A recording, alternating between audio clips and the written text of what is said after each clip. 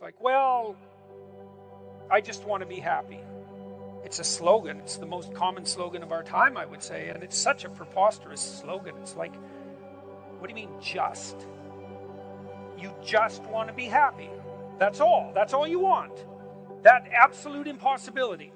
You want bliss, unending, no matter what you do. And that's all you want. It's not exactly a small ask, let's say. Because it's the same thing as asking to dwell permanently in paradise. It's something like that. And then it also isn't true. That isn't what you want. If you do careful analysis of what people mean when they say they just want to be happy, what they mean is they don't want to suffer stupidly. We're much more concerned with not experiencing an excess of negative emotion than we are with experiencing a surfeit of positive pleasure. So first of all, we don't mean we just want to be happy. We mean, please don't make us too miserable. And fair enough, that's reasonable. But then even on the happiness front, even on the absence of misery front, that's not true. It's like it isn't obvious at all that we want happiness. It isn't even obvious that we want absence of misery. What's really obvious is that we want an adventure. Right? We want an adventure that's so compelling that it makes the misery of life not just justifiable, but worthwhile.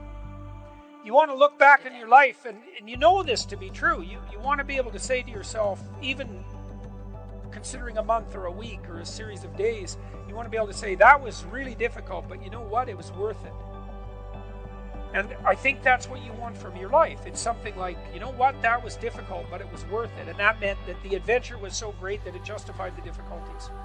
And so then the question is, and here's the question, where do you find the great adventure of your life?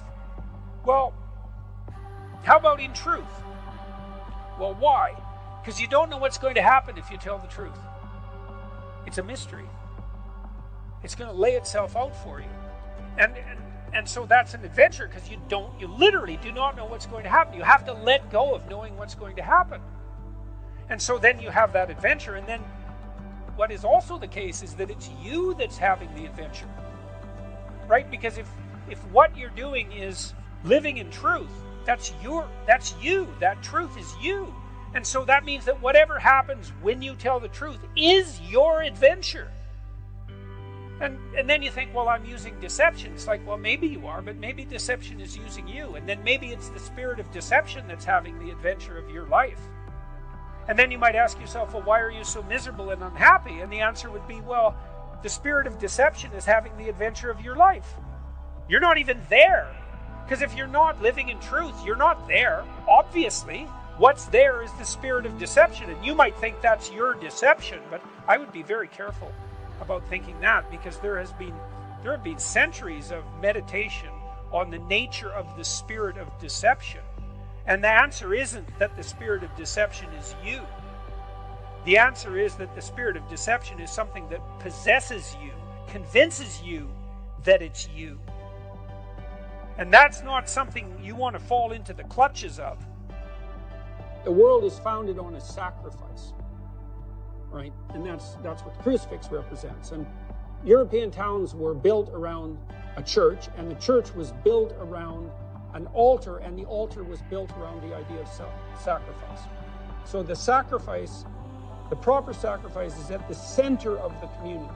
That's what that idea means. Now, you might ask, well, what's the proper sacrifice? And the answer is something like the voluntary willingness to bear your cross. And then you might say, well, what is your cross? And the answer to that is, well, that's the catastrophe of your life, right? That's the fact you'll be betrayed, the fact that you're going to die, the fact that you're going to be in pain, the fact that your loved ones will see you suffer, the fact that the mob will come after you, the fact that criminals might be preferred to you, etc. It's all the potential catastrophes of your life. And then the sacrifice is the idea that you have to let your, what would you say? You have to let your narrow ego go enough so that you pick all that up voluntarily, all of that. And then that transforms it. And I think that's literally true. I think that's what all the psychological evidence points to, is that if you adopt a stance of voluntary challenge, even in relationship to tragedy and malevolence, that's the pathway to transcendence. Do you have something to say that you're not saying? If you do, then it's your fault. This is your fault. It's your problem. And you might say, well, I'm too afraid to talk. It's like, fair enough. How afraid are you not to talk? You know, people say to me frequently, they compliment me on my bravery. And I think, you don't understand. I'm not brave. I don't like conflict. I'm way more afraid of losing control of my tongue than I am of the consequences of saying what I have to say. Because I know what happens when we allow other people to control our tongues. It's not good. It's not good. It's hell itself. And so, of course, it's troublesome to suffer the slings and arrows of outrageous fortune when you say what you have to say. It's like, that's fine. Try not saying what you have to say. Well, that'll be okay in the moment. It's like, yeah, in the moment. But unfortunately, your whole life isn't in the moment. Practice in developing the capacity for skilled movement forward in a manner that simultaneously encourages the others that you're cooperating with to do precisely the same thing. And that's not some arbitrary ethos. It's not arbitrary, because if that doesn't happen, then nothing flourishes. And if it does happen, then everything flourishes. It's also not relativistic in some sense, because you have to do that no matter what you're doing. No matter what it is that you're doing, if you do that well, you're doing whatever it is you're doing well. In fact, that's really in some sense how you would define well. If you give up enough psychologically, you'll cut your losses in actuality. And of course, that's sort of what thought's for, is right? So that you can get yourself straight. You can give it up in abstraction so you don't act out the pathology, and then nothing dies in actuality. But that still means you have something to give up. You want to initiate a process of active engagement with the dragon that burned you, fundamentally. The psychophysiological pattern of active engagement is the opposite to the psychophysiological pattern of involuntary stress. And so if you can practice embodying that voluntary confrontation, then that stance can come to dominate. And that's the stance you want to dominate, because that moves you forward voluntarily into the world. And that, in all probability, that will work. I want to be free to do what I want. Okay, well, hang on a sec. Which I are you talking about there? Are you talking about the mature I that sees next week and next month and next year and 10 years out and that takes the community into account? Or are you talking about the impulsive, hedonistic, self-serving, narrow I that just wants exactly what it wants right now? And what makes you think that when you make a case for that hedonism, that you're not just falling under the sway of an impulsive, short-sighted demon, so to speak? If you look at music, for example, music operates by very sophisticated rules. And so it's ordered and constrained. But out of that system of rules comes an almost infinite array of possibility. And so, we have this sense, I think it derives from Rousseau, that any constraint of order is a limit on freedom, when what we should be hypothesizing is that with the optimal set of principles, you get the maximally desirable freedom. And it's not freedom from everything, and it's not freedom to do anything. It's certainly not a narrow hedonistic freedom, because that backfires on you like the next day.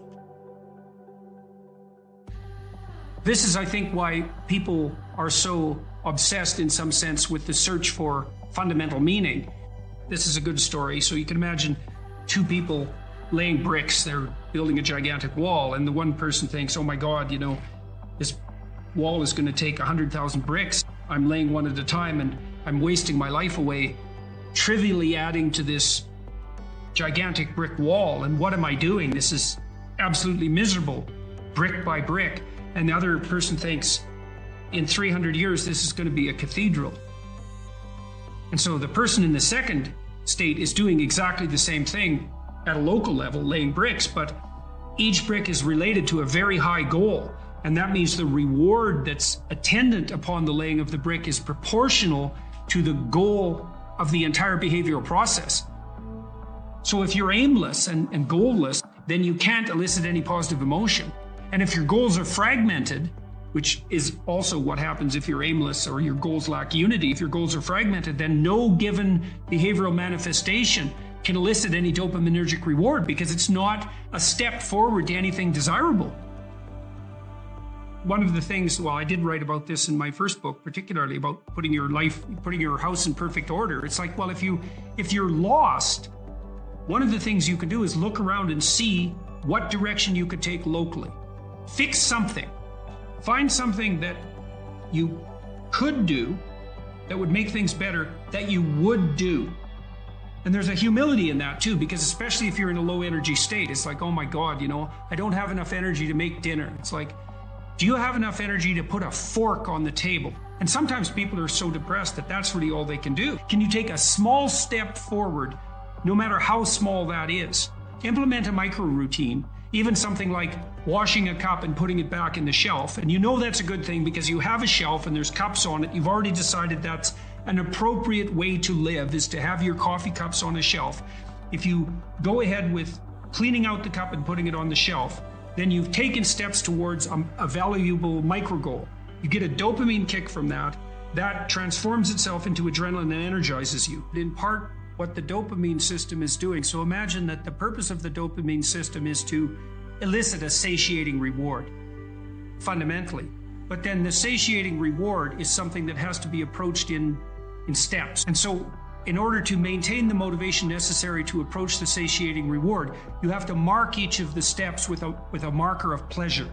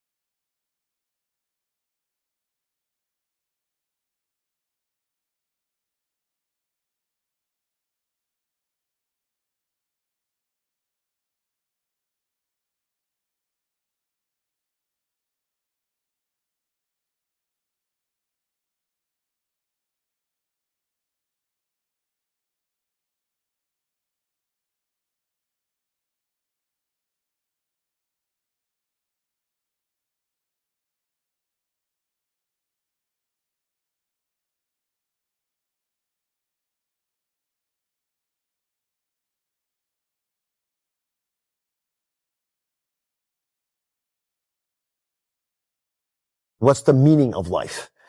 I think the meaning is to be found in that. And as you put things together and as you take responsibility for things, that meaning emerges from that. And so it emerges from that the same way it emerges from a symphony in some sense, because a symphony is composed of layers of patterns and they're all working harmoniously together. And they speak directly to people of meaning, which is why people love music so much. I mean, every form of music does that. And it's a model for proper being, which is the placing of all the different levels of reality into harmonious relationship with one another. And meaning emerges out of that naturally. And meaning is actually an instinct. This is another thing that people don't understand, and it's a case I've been able to make because I know a fair bit about how the brain works. The twin hemispheres of your brain interact to guide you through life, which is a truism in some sense. You use your brain to guide you through life, but your brain does that fundamentally by instilling the proper things that you do with a sense of meaning. And that meaning it's not something that's just a surface. It's not on the surface of the world in some sense. It's the deepest instinct that you have. It's associated with a phenomenon that Russian neuropsychologists discovered back in the 1960s called the orienting reflex. And the orienting reflex is what orients you towards things of interest. Right. And that happens unconsciously. And so if something happens around you that's of significance, often something you don't expect, say something somewhat chaotic, you'll orient towards it and that attracts your attention. And then as you investigate what that is, that's associated with the sense of meaning. And if you put what you're investigating into proper order, then that meaning continues to reveal itself. So you can use meaning as a guide to proper being. But you have to also be very careful to conduct yourself honestly if you're going to do that, because if you conduct yourself dishonestly, then you pathologize the mechanisms that orient you. Everybody is a strange mixture of victim and victimizer. Lots of terrible things happen to people that aren't justifiable in some sense. Illness strikes people randomly. Yeah. I mean, not entirely randomly, obviously, but there's a large random element in it. Where you're thrown into existence as a consequence of your birth, that you're sort of thrown into reality with your particular set of predispositions and weaknesses. And then there's going to be times in your life where things twist in a manner that's unfair to you, that you're not getting your just deserts. But that goes along with all sorts of unequally distributed privileges as well. And so that's the arbitrary nature of existence. But you can't allow those sorts of things to define you because it's not that useful strategically. When you're playing a card game, you're dealt a hand of cards. Yep. Well, what do? You play the hand the best you can. Why? Because all the hands are equal? No. Because you don't have a better strategy than playing the hand that you're dealt the best you can. And that doesn't even mean it'll be a winning strategy. But because people don't always win, sometimes we lose, and sometimes we lose painfully, and sometimes we lose painfully and unjustly. Mm-hmm. That's not the point. The point is you don't have a better strategy, and neither does anyone else. And then it's also not so obvious how privilege and victimization are distributed. If you take someone who's doing quite well in life and you scratch underneath the surface, you generally don't have to scratch very far until you find one or more profound tragedies of the past or perhaps of the present. No matter how well protected you are in the world, you're still subject to illness, you're still subject to aging, you're still subject to the dissolution of your relationships, the death of your dreams, death itself. So vulnerability is built into the structure of existence. Now, if you start to regard yourself as a hapless victim, or even worse, an unfairly victimized victim, well, then things go very badly sideways for you. It's not a good strategy. You end up resentful. You end up angry. You end up vengeful. You end up hostile. And that's just the beginning. Things can get far more out of hand than that. So strategically, it's a bad game. It's better to take responsibility for the hand that you've been dealt. You've got no better protection in life than doing that. We've had a long conversation in our culture about the necessity for self-esteem and happiness, and that's not what I'm talking about. I tell my audiences and my readers very straightforwardly that life is difficult and that there's a lot of suffering in it, and that you have to learn how to conduct yourself in the face of that. The problem with the pursuit of happiness is that when life's storms come along, happiness disappears, and then you're left with nothing. And so you need to pursue something that's deeper than happiness. And if happiness comes along, well then, hooray for you. You don't want to despise it because it's fleeting, but it's much better to pursue things that are meaningful than things that make you happy. It's deeper and it orients you more appropriately and it keeps you centered in your own life. It makes you more useful for your family and your community. So that's one thing. And it's a relief to young people to know that the baseline conditions of life are difficult, but that you can still prevail. So it's a funny message in some sense, or a strange message, because on the one hand, it's somewhat pessimistic. Mm-hmm. Now, I talk about suffering and malevolence also, but I also emphasize the fact that despite that being the base conditions of existence, people are tough enough to prevail. So that's one element of it. The other element is the necessity of responsibility. So a lot of what people find in life that provides them with a sustaining meaning is a consequence of not the pursuit of rights or the pursuit of happiness or the development of self-esteem, but the adoption of responsibility. And the more responsibility, in some sense, the better. Responsibility for yourself, for making sure that your life lays itself out like it should. Responsibility for your family, responsibility for the community. It's people who take responsibility that are the ones that you admire. And that's the right pathway through life. That's where meaning is to be found. Even though life is suffering, if you're sufficiently courageous and forthright and honest, let's say, in your approach, and you don't shy away, what you'll find is that there's something within you that will respond to the challenge of suffering with the development of ability that will transcend the suffering. So the pessimism is, yeah, well, life is rife with problems at every level. But the upside is, if you turn and confront that voluntarily, that you'll find something in yourself that can develop and master that. And so the optimism is nested in the pessimism. And that's extremely helpful to people, especially people who are struggling, because they think, oh my God, life is so difficult. I don't know if I can stand this. There must be something wrong with me. Does anybody else feel this way? And you can say, yes, everyone feels that way at some time. But and it is as bad as you think, but you're more than you think you are. You're more than you think you are. The goal in life is to conduct yourself so that life improves, at least so that undue suffering is forestalled. But more than that, so it's to constrain malevolence and suffering to the degree that that's possible, but then also to work for a positive improvement in things at every level. And that's how you should orient yourself.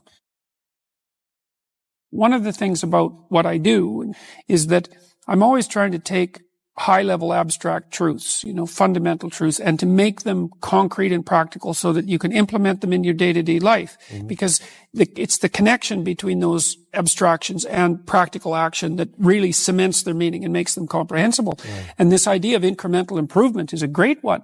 If there are things about your life that are bothering you, or things about the world that are bothering you, then you want to decompose them into solvable sub-problems. And you do this, if you have a child, this is the sort of thing that you do naturally, right? Because you want to set your child a challenge that's sufficiently challenging to push them forward in their development. So that makes it meaningful for the child. That puts them in the zone of proximal development, which is where proper maturation takes place. They'll find that intrinsically meaningful.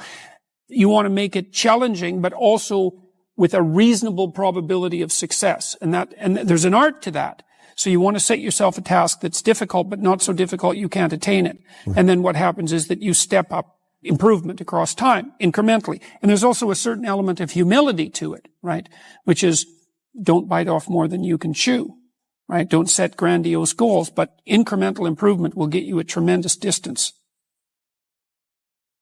What you do as a clinician, as a clinical psychologist, as a psychiatrist, is if people are afraid of something that's standing in their way as an obstacle, like maybe you're trying to develop your career and you're afraid of public speaking.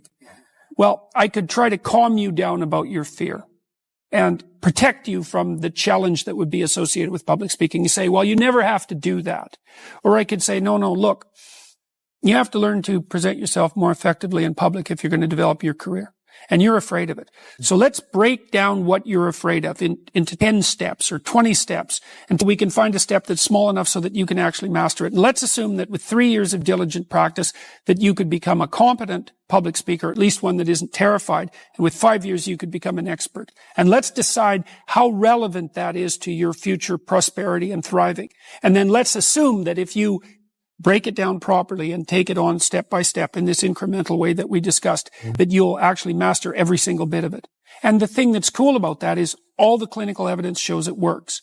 And not only that, that's actually how you learn in life.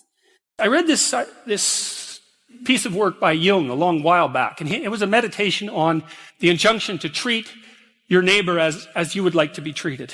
And what Jung pointed out, which I really liked, was that wasn't an injunction to be nice to other people. It was an invitation to reciprocity. It was something like this. It's like, you should figure out how you would like to be treated, like you were taking care of yourself. It's like, imagine you had a child that you really cared for, and someone said, well, people will treat this child exactly like you want them to, but you have to figure out what that is. How do you want your child to be treated? You don't want everyone just to be nice to him, you want people to challenge him, and you want people to discipline him, and you want people to tell him when he's wrong. It's like, you don't just want everyone to be nice. That's pathetic. It's pathetic. There's no challenge in that. You want to treat other people like you would like to be treated. Well, then you have to figure out, how would you like to be treated? And while you'd like people to fawn all over you and just lay everything at your feet, it's like, no, that's not something you'd wish for someone that you were taking care of. Then there's an additional problem, which is it's often the case that people will treat other people better than they treat themselves. It's a bit of a meditation on why people don't like themselves very much. I think there's two reasons, really, and one is that we're fragile and damageable and imperfect in multiple dimensions all the time. And that often just gets worse. Lots of things get worse as you get old, for example. So it's not necessarily that easy for a self-conscious being who's extraordinarily aware of his or her own fragility, but not just fragility, foolishness and errors. Like, you know yourself better than anyone else knows you. And you might have a certain amount of dislike for someone you know because of something they did, but you know everything you did. Jesus, that's a drag, man. You have to carry that along behind. It's like, really, I did that, You're weak and kind of useless and prone to temptation. And all those things, that just shouldn't be that way. And then you're also capable of pretty vicious acts of malevolence. And so you also know that about yourself. And so it's a real existential question for people. It's like, why the hell should you take care of something as sorry and wretched as you are? Despite the fact that you're not all that you could be, the proper attitude to have towards yourself is the attitude that you would have towards someone that you genuinely cared for, and that it's incumbent on you to act as if you genuinely care for yourself, just like you would act towards someone that you actually cared about, some other person. It's a reversal in some sense of the golden rule, right? And it's a discussion of why that's necessary. And also, more than that, it's a discussion of why you have a moral obligation to do that. It's not just that you should because it would be better for you. You actually have a moral obligation to do that, I think, because you make the world a much worse place if you don't take care of yourself. So you should bloody well take care of yourself, It's partly because you have something valuable to bring into the world. That's the thing about being an individual. It's the thing that Western civilization has always recognized, that as an individual, you have a light that you have to bring into the world. And that if you don't bring it into the world is a dimmer place. And that's a bad thing, because when the world is a dim place, it can get very, very, very dark. You need to take care of yourself because you're in the best position to do that. And it's necessary for you to take care of yourself. Despite the fact that we're mortal and vulnerable and self-conscious and capable, not only capable of doing terrible things, but actually do them. Despite all that, you still have that responsibility. I wanted to, hit the question as hard as I can to try to figure out, why people are contemptuous of themselves. And there's plenty of reason, that's for sure. But the reasons do not justify the mistreatment of yourself. Make friends with people who want the best for you. And that's a meditation on my own childhood and adolescence to some degree. I had friends who wanted the best for me and friends who didn't. And like you have an ethical responsibility to take care of yourself, you have an ethical responsibility to surround yourself with people who have the courage and faith and wisdom to wish you well when you've done something good and to stop you when you're doing something destructive. And if your friends aren't like that, then they're not your friends. Be careful about whom you share good news with. A friend is someone you can share good news with, you know. You go to them and you say, hey, look, this good thing happened to me. And they say, look, I'm so happy that happened to you. Like, way to be. And they don't think, God damn it, why didn't that happen to me? And like, you know, you didn't deserve it. Here's a bunch of reasons you're stupid and why it won't work. It's like, that's not helpful. You know what? The other thing people are doing if they're trying to drag you down, let's say, is they're trying to see if you'll put up with it. Because they have this idea that maybe life isn't worth living and things aren't good. And that if they can besmirch, let's say, to use an archaic term, something that's pristine and good, then they demonstrate to themselves that there is no true ideal and that there's no necessary reason to be responsible and to strive forward. There is inequality. What that means is there's always going to be people around that are better at something than you are. And that's a problem because you can get jealous and you can get bitter and you can get resentful. And worse, you can get hopeless. You need an ideal because you have nothing to aim at, but an ideal is a judge. And you always fall short of the ideal. So how the hell can you have the benefits of having an ideal without having the crushing blow that goes along with having the judge that always regards you as insufficient? You need a goal, but we don't want to let your distance from the goal crush you. So you got to set up a goal, and then you got to break the goal down into parts so that you can move towards it, and you have a fairly high likelihood of doing it. So that's a bit of practical, I wouldn't say advice, because it's better than advice. It's some practical knowledge about how to go about achieving an aim. Set a high aim, but differentiate it down so you know what the next step is, and then make the next step difficult enough so you have to push yourself past where you are, but also provide yourself with a reasonable probability of success. You really have to stop comparing yourself in some ways to other people. And the reason for that is that the particularities of your life are so idiosyncratic that there isn't anyone really all that much like you, you know, because the details of your life happen to matter. And so maybe you compare yourself to some rock star or something like that. And, you know, the person's rich and famous and glamorous and all that, but, you know, they're alcoholic and they use too much cocaine and they've had 3 divorces. And it's like, how the hell do you make sense out of that? Is that someone that you should judge yourself harshly against or not? The answer is you don't know, because you don't know all the details of their lives. And who do you know that you can compare yourself to? That's easy. You. Yesterday. Compare yourself to who you were yesterday, not to who someone else is today. So here's a good goal. It's something like, well, aim high, but use as your control yourself. So your goal is to make today some tiny increment better than yesterday. And you can use better. You can define better yourself. This doesn't have to be some imposition of external morality. You know where you're weak and insufficient, where you could improve. Think, okay, well, this is what I'm like yesterday. If I did this little thing, things would be just an increment better. That's a great thing because you get the ball rolling, and incremental improvement is unstoppable. You can actually implement it, and it starts to generate Pareto distribution-like consequences. It starts to compound. Then you have your goal, and then you think, well, I need to move towards that incrementally because I'm kind of useless and can only do so much, and maybe not even that. But all I have to do is be a little bit better than my miserable self yesterday. To listen to your resentment is one of the best things you can possibly do. You have to admit that it exists first, and then you have to admit to the fantasies that it's generating, and you have to admit to what you would regard as the way out of it. So that's all very difficult because it means learning things about yourself that you probably don't want to learn. But resentment only means one of two things. It means either like shut the hell up, grow up, quit whining, and get on with it. That's one thing it means. Or someone is playing the tyrant to you, might even be you, and you have something to say and do that you should say and do to put it to a stop. One of the general rules of thumb about how to be successful is to confront things that frighten you forthrightly and with courage.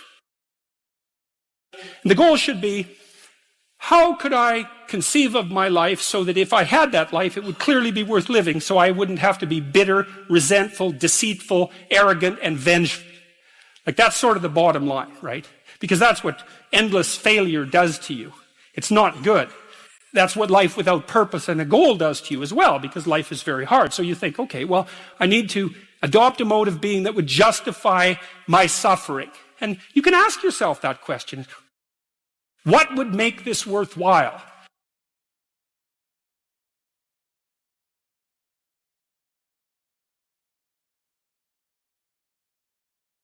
You need something meaningful to set against suffering. That's what you have to set against suffering, not happiness. Sometimes you don't have, that's not an option sometimes. Happiness is like, no, I don't think I had any happiness at all for 3 years, pretty much. And what is... It was dire. Well, my wife, she spent a year hovering on the brink of death in a variety of different ways. Before that, my daughter had catastrophic health problems, which have mostly resolved. And then I got extremely ill. So we've been in, and at the same time, we were facing social pressure of like an unparalleled magnitude, people trying to, bring this enterprise to a halt, I suppose. That's probably the right way to think about it. Most of that time, I was hoping that I would die. I've been grateful for the good things that have happened to me, but I don't think I was grateful enough before just for mundane normality, Yeah. And, you think you don't have everything you could have, and perhaps that's true, but if you can sit down and breathe, there's lots of people who don't have that.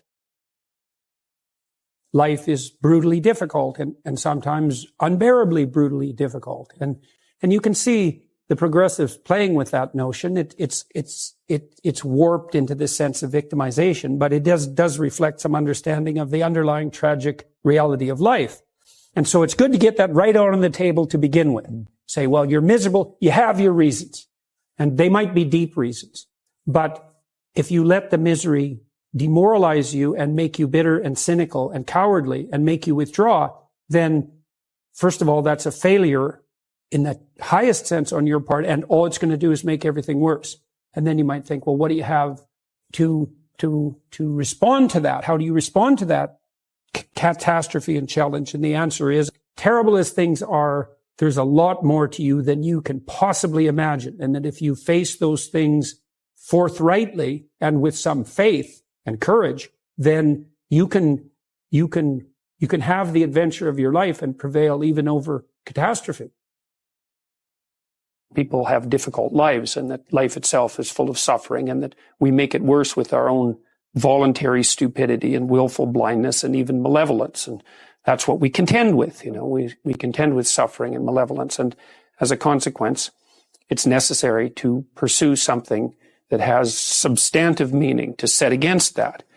And I think that it's self-evident, once it's articulated anyways, that most people find deep meaning in their life as a consequence, not of their rights or their impulsive pleasures even, but as a consequence of bearing responsibility for themselves, for their family, for their community. And the heavier the responsibility, the better.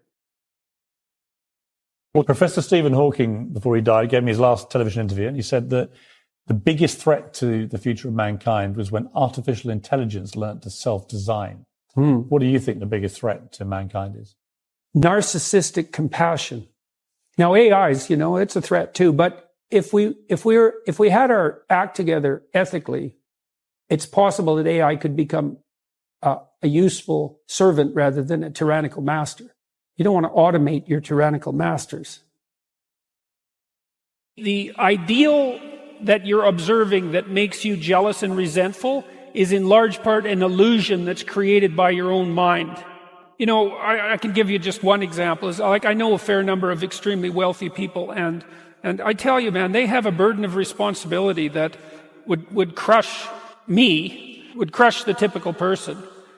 They're just working flat out, like 90 hours a week. They have their money and they have their status, and that's not nothing. But don't be thinking that there isn't a price to be paid for that. They don't see their families. They're often divorced. They don't see their children grow up, and they don't have time off.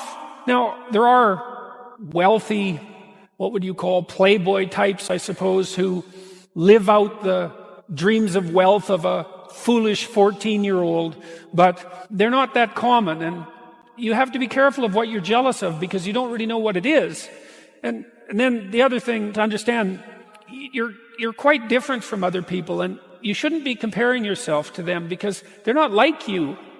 You know, they don't have your family.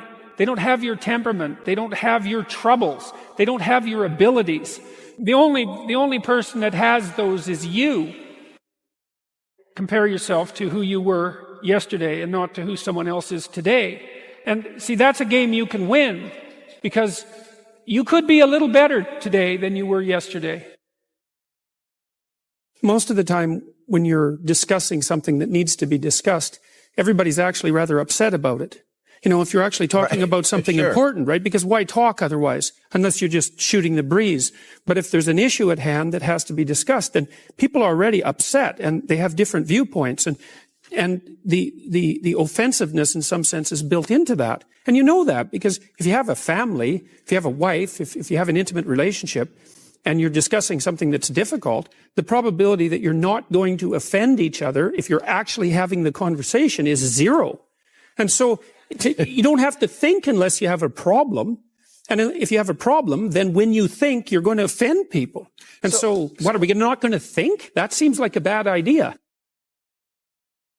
Liberals are higher in openness, that's trait creativity, and lower in conscientiousness, especially orderliness.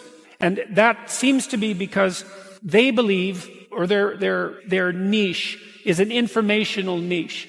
They believe that the free flow of information is worth the risk. So that'd be the free flow of people across borders, the free flow of ideas across borders, the free flow of concepts across categories. They'd rather that the borders were permeable. Now, the conservatives are low in openness and high in conscientiousness, especially orderliness, and they take the opposite tack. They think, well, yeah, there's danger in too much openness. There's danger in borders that are too permeable. Things can change too fast. Entire societies can become destabilized, and everyone can end up not knowing which way is up. And the thing is that both of those attitudes are correct. It depends on the time. You know, sometimes things are changing so fast that everybody's knocked off their feet and things are falling apart.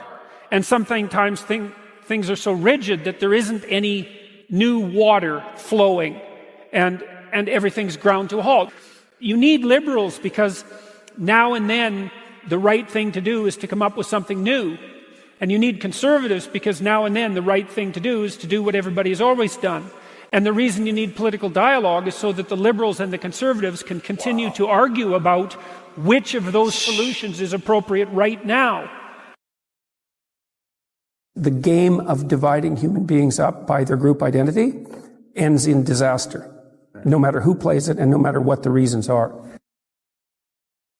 Adopt a stance of ready engagement with the world and to reflect that in your posture.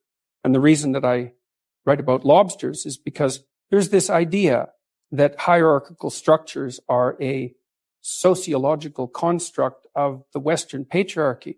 And that is so untrue that it's almost unbelievable. And I use the lobster as an example because the lobster, we divulged from lobsters in evolutionary history about 350 million years ago, common ancestor. And lobsters exist in hierarchies and they have a nervous system attuned to the hierarchy. And that nervous system runs on serotonin, just like our nervous systems do. And the nervous system of the lobster and of the human being is so similar that antidepressants work on lobsters. And it's part of my attempt to demonstrate that the idea of hierarchy has absolutely nothing to do with sociocultural construction, which it doesn't.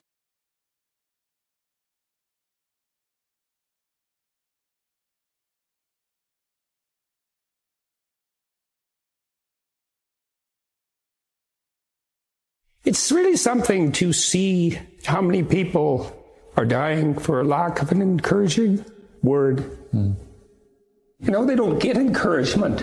And people need so little encouragement. It's just unbelievable. No, I believe that truth will save the world. I believe that. So you speak truthfully and you watch what happens and you take your consequences. You're a net force for good if you want to be. one of the things you do with people who are struggling is you make the simple even simpler, because then they can get a toehold. Like if they're really barely able to move. I had one client, he had a hard life, man. He was like 85. He'd fallen off a ladder and broken his neck, and they had permanently fused it. So he was basically like this. He could hardly move. He was so depressed. He literally couldn't get out of bed. It was awful. And he was in chronic pain because of his broken neck. And so the first thing I did with him was get him to sit up for like 30 seconds. That was it. That's where he had to start, And after I worked with him when he was in the hospital, after 2 weeks, he was walking down the hall and able to sit up and read for, 5 or 6 minutes. And he got out of the hospital. He went home, but he had to start with the simplest possible steps. And hey, man, this is the definition of humility in some ways, is that you start progressing where you can start. Well, one of the really difficult things to learn when you're down and out is how far you're down, because it's humiliating. I was ill recently, and when I started to recover, I couldn't really button my shirts. I had to learn to do that again. I'd forgotten how to put my hands on keyboard. I didn't know where to put my hands. I had to learn to type again. Now, I hadn't lost all the knowledge, and it came back quite quickly. And the reason I'm saying that is because one of the impediments to people who've really taken a blow in their life is that things have fallen apart around them so badly that where they have to start is humiliating even to consider. The rule, it's a pretty straightforward rule when you want to get back on your feet. And the rule is you have to make the task small enough so that you'll do it, no matter how small that is. I mean, one of the things I've become well known for is my advice to start by cleaning up your room. But I had plenty of clients who they couldn't go home and clean up their room. They hadn't cleaned up their room for like 20 years. For all sorts of reasons, maybe because every time they did try to do anything positive in their family, no matter what it was, they were immediately punished and undermined. And so if they even went home and dared to start cleaning up the room, they'd face resistance within the family that was just a manifestation of the 50,000 times they'd been discouraged in the past, but also a move that would upset the insanity that characterized the pattern of familial interactions. And so actually, if they even made a move to clean up their room, what they were doing simultaneously was confronting the dragon in the family that had made every single person in that household insane for like 5 generations, right? So it looks simple. It's not bloody simple. And so in a situation like that, you cut it down so that maybe the first thing they do is clean up, like maybe they look inside one drawer and see the mess that's there and just look at it for a minute and think about how they might reorganize it if they were going to. When people are very down and out and they decide to make a move forward, in some ways they're facing the whole panoply of problems that confront them in the guise of that single problem, right? It's all lurking behind it, right? It's like, they see the tip of a reptile's tail outside a gigantic closet, let's say, and they look and they think, well, that's just the tip of a tail. What harm can it do me? But it's connected to the whole damn beast. And the advantage to that is that if you make that first step forward, you're actually advancing in the face of all that opposition. The disadvantage is that the first task seems so small that you literally have to be on your knees to be humble enough to lower yourself to take that first step. God, is that all I can do? I'm so useless. You might even be more useless than that because you might fail at it. I had lots of clients who would come back, we'd make a deal that they would do something simple. I remember one client, this is such a comical story in a terrible, dark way. He was an overgrown infant and he was 30. He was still living at home in his messy, high school room under the thumb of his mother, conveniently for him, because then he never had to do anything. And he had managed to entice some girl into sleeping with him, and she got pregnant. And now he's going to have a son. And he had enough sense to come to me and say, I'm kind of a wastrel and I've mucked up my life, but maybe I'd like not to destroy this kid. So is there something I could do to put myself together? So, we talked that through. We negotiated, which is what you do with a client if you're sensible. You lay out the problem first. Okay, what the hell's wrong with you, do you think? You have to listen and listen while the person unfolds everything that might be wrong. They put all their cards on the table, and then you sort through them and you think, well, some of that's not really the central issue. And so you imagine they lay all the cards on the table, and then you kind of get rid of 90% of them. It's a symptom. Yeah. It doesn't really bother me now that I've talked about it. That doesn't seem key. I think I'm really done with that. That isn't interesting to me, but they'll still have to lay it all out. And then you focus on the problem. And then the next thing you think is ask them is something, this is great general problem solving strategy, is okay, if this could be better as far as you're concerned, what would better look like? And then they have to lay their cards on the table about that. So you do the same thing. And now you have the diagnosis. That's the problem statement. And now you have a hypothetical cure, let's say, and now you need a strategy, right? And that would be the steps in between the problem and the final destination. And then you break down the steps until you find a step that the person will take. And you have to do that experimentally. So the first step for him was to vacuum the carpet in his room. And so this is literally what he did. He brought the vacuum. It was a stand-up vacuum. He brought that into his room, but he only got it to the threshold. And then he left it 45 degrees across the door, leaning, and he walked over it for a whole week. And so then he had to come back and tell me, and he was embarrassed. He said, I got the vacuum cleaner just to the doorway and I left it there. And then instead of bringing it into my bedroom, I just, I put an obstacle in my own path and stepped over it for a whole week. It's a very humiliating thing because he knew that his life was on the line, and he knew that his son's life was on the line, and he knew that he was one useless bastard for not being able to bring that vacuum cleaner into the room, but the proper interpretation of that in part is, well, you got the bloody thing out of the closet, didn't you? So what we did was renegotiate. This is called collaborative empiricism. It's a behavioral approach for clinicians. And the collaboration is, well, as I said, what's the problem? Diagnosis. What's the potential solution? The person has to be on board with all this, right? I mean, they have to be the people who decide that's the problem. You can't enforce that on them. They have to discover it for themselves. And the same with the solution. And the same with the strategies. It's like, I don't know what's right for you. I'll listen. We can jointly explore what might be the right vision for you. And then we can break that down into a strategy, but you have to be on board with the strategy. You have to feel that this is right for you. And then we'll say, okay, well, maybe this is a solution. Why don't you go implement it? Come back next week after having attempted this. Let's see how it went. And sometimes people come back and say, well, that went great and it started me and I did 3 other things and you know what, we seem to be on the right track. And sometimes they come back and say, nope, that didn't work at all, like with the vacuum cleaner. And so then you have to think what you do in that situation is make the task smaller. If you make the task small enough, I've never seen anyone not be able to progress if they made the task small enough. But, that can be pretty humiliating. Now, the upside is that once you take that first step, you've looked the beast in the face and you'll start progressing, not linearly, but exponentially in speed. So what's cool is that it doesn't really matter how small that first step is because it'll start doubling, and anything that doubles grows unbelievably quickly. And so that's a very useful thing to know too. And that's true when you're learning anything new. It's like you'll feel like an imposter. You'll feel like a fool because you are, and you'll think I'll never get there. And it might be, the destination might look very distant, but if you take a sufficiently small first step and get the ball rolling, you can be cruising along at a pretty good rate, generally faster than you'll think. What seems to happen when you expose people to small but challenging tasks, it does 2 things. It makes them more skilled because now they're actually dealing with the problem. And so they're acquiring the new perceptions and the new behaviors that are mastery. So they're actually expanding their domain of conceptual structures and actions. That's both conception and skill. But at the same time, they're seeing themselves as the actors that can change the direction of their life.